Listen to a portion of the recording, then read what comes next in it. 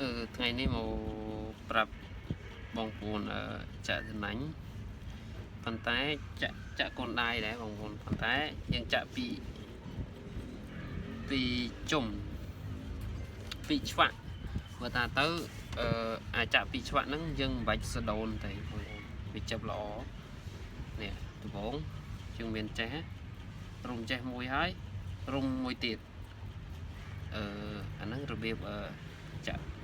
មិនបាច់សដូនវាបងប្អូនណាចូល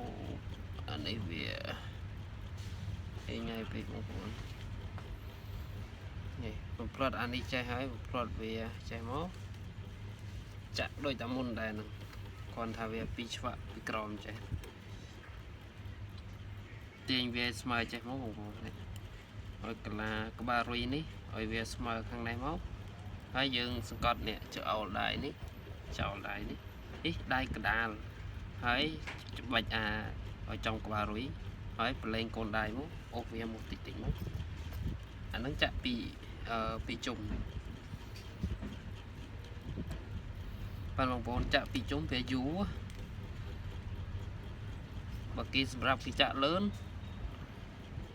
គេជំនាញបើខ្ញុំជំនាញតែមួយជុំទេបងប្អូនពីជុំអត់ជំនាញខ្ញុំអត់ដែរចាក់ពីជុំខ្ញុំធ្វើសំណាញ់ភាគច្រើនខ្ញុំសដូនចេះពីជុំចេះហើយ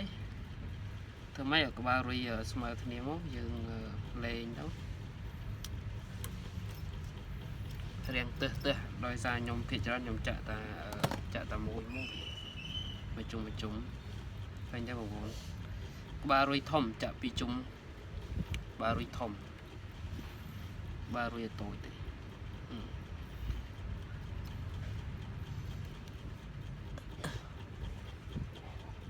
នេះមកប្រាប់បងប្អូនពីចាក់កូនដៃរវាងកូនដៃពីជុំហើយនឹងមួយជុំឥឡូវយើងមកប្រាប់មួយជុំសិនមួយជុំយើងចាក់ចេះធម្មតា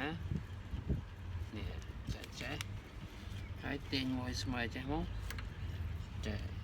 វត្តតានេះមួយជុំចេះនេះឃើញអត់ដាក់ចេះ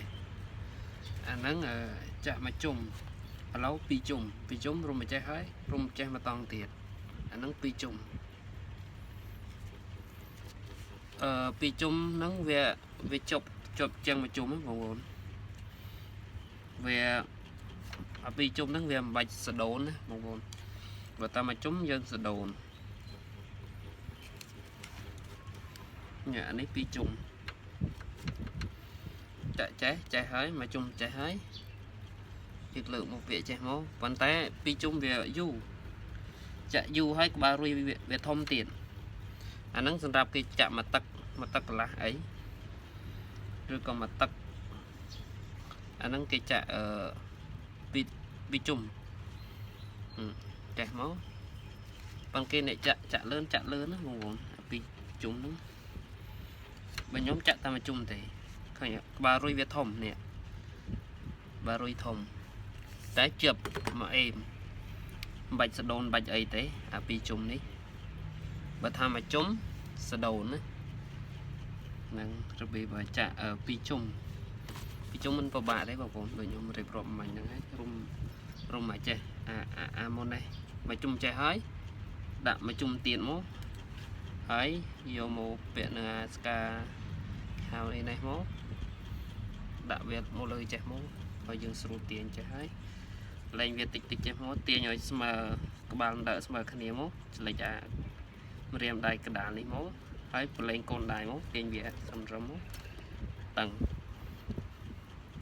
ហើយជាប់អាហ្នឹងចាក់កូនដៃមានពីរប្រភេទហ្នឹងចាក់រុំតាមមួយជុំចេះបានហើយពីរជុំក៏បានដែរវីដេអូមានតែប៉ុណ្្នឹងបងប្អូន